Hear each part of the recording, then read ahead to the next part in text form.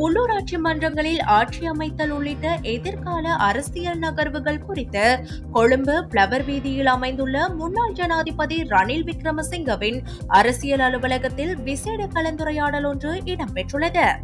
Zuzi, the clothing store. முழு குடும்பத்தினருக்கும் தேவையான அனைத்து ஆடை அணிகலன்களையும் ஒரே இடத்தில் கொள்வனவு செய்யுங்கள். அனைவருக்கும் ட்ரெண்டிங்கான எக்ஸ்க்ளூசிவ் கலெக்ஷன்ஸ் எங்களிடம். கொட்டஹென, ஹேட்டன் மற்றும் வில்லபத்தை புதிய கிளையில். சந்தோஷமான தருணங்களை ஜூசியுடன் கொண்டாடுங்கள்.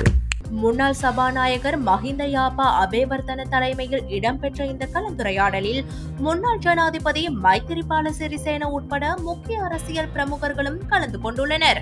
இந்த கலந்துரையாடல் தொடர்பில் முன்னாள் பாராளுமன்ற உறுப்பினர் பிரேம்நாத் சி தொலவத்த தெரிவிக்கையில், ජාතික පක්ෂ සියලුම දෙනා එකහුව වෙලා ඉදිරියේ පුළුල්ව මේ පළාත් පාලන ආයතන සම්බන්ධයෙන් තීරණ අරගෙන වැඩ කරගෙන යනවා. පොත්ජන පෙරමුණ, සර්වජන බලය, පුටුව මේ සියලුම දෙනා එකහුව වෙලා මේ වැඩ ටික කරගෙන යනවා. 50%ක් ආණ්ඩුවට නැති සභාවල බලය පීඨමේ කාර්යය අපි කරනවා.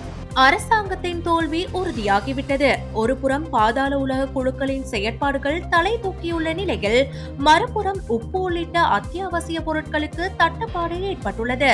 கள்வர்கள் என விமர்சித்த எமது உறுப்பினர்களிடம் பேரம் பேசி அவர்களின் ஆதரவுடன் சபைகளை நிறுவுவதற்கு அரசாங்கம் முயற்சிக்கிறது. அதிகாரத்துக்காக எதையும் செய்யும் சம்பிரதாயபூர்வ அரசியலிலேயே அவர்கள் ஈடுபட்டுள்ளனர்.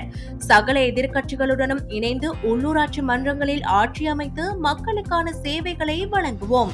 அரசாங்கம் 50% வாக்குகளை பெற்றுள்ள உள்ளூராட்சி மன்றங்களில் நாம் தலையிடப் போவதில்லை.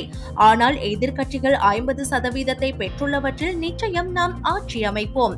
குரங்குகள் சனத்தொகை கணக்கெடுப்பை போன்று நடைமுறை சாத்தியமற்ற வேலை திட்டங்களை தவிர பிரயோசனமான எந்தவொரு நடவடிக்கைகளையும் அரசாங்கம் முன்னெடுக்கவில்லை. ஆங்கிலேயர் ஆட்சியின் பின்னர் முதன்முறையாக இலங்கையில் உப்பு தட்டுப்பாடு ஏற்பட்டுள்ளது. அரசாங்கத்தின் மீது மக்கள் அதிருப்தியை வெளிப்படுத்தியுள்ள நிலையில் மக்களின் செய்தியை எதிர்க்கட்சிகள் சரியாக புரிந்து கொள்ள வேண்டும் என்றார்.